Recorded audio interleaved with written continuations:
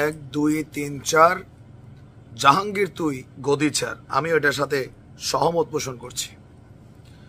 ছাত্ররা ক্ষিপ্ত হয়ে ঢাকা ইউনিভার্সিটি থেকে যে আওয়াজ তুলেছে স্বরাষ্ট্র উপদেষ্টার পদত্যাগের দাবিতে, এরকম অযোগ্য অথর্ব স্বরাষ্ট্র উপদেষ্টা বাংলাদেশে থাকলে ওনার পরিবার ছাড়া দেশের সকল মানুষ আসলে নিশ্চিন্তে বাড়ি ফিরতে পারবে কিনা, ঘুমাতে পারবে কিনা, ব্যবসায়ীরা ব্যবসা করতে পারবে কিনা, রাত 9টার পরে আপনি ঘর থেকে বের হতে পারবেন কিনা প্রশ্ন দেখা দিয়েছে। চিবিয়ে চিবিয়ে কথা বলা অযোগ্য একটা লোক। কালকে দেখলাম পুলিশের সমাবর্তন প্রোগ্রামে দেখা দেখা রিডিং পড়ে। এরা উপদেষ্টা, এরা সংস্কার করবে। ঠিকমতো কথা বলে মুখ দিয়ে ছেবা হে 3 বার, হ্যাঁ করবো সংস্কার। দেখেন গতকালকে রাজধানীর বনশ্রী এলাকায় প্রকাশ্যে 20 বছরে এমন ঘটনা ঘটে নাই।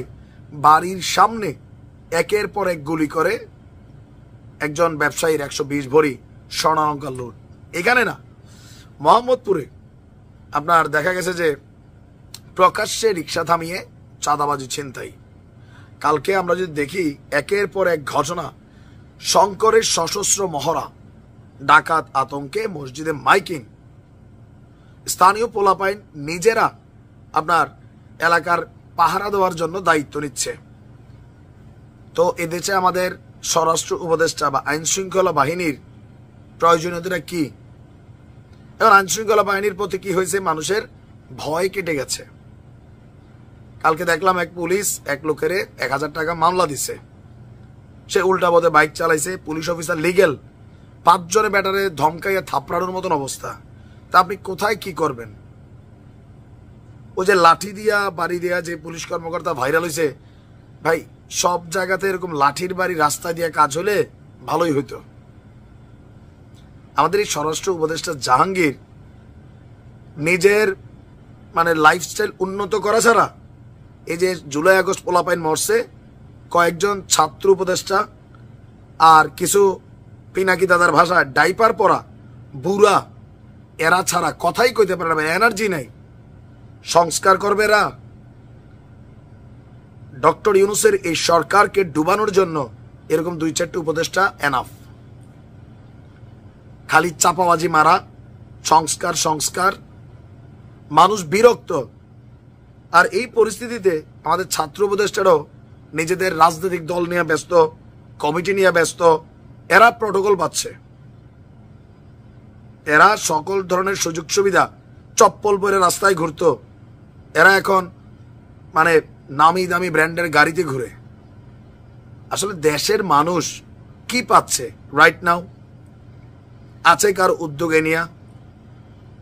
ডক্টর ইউনূস সাহেব ভালো মানুষ, এত ভালো হইলে আবার দেশ চালানো যায় না।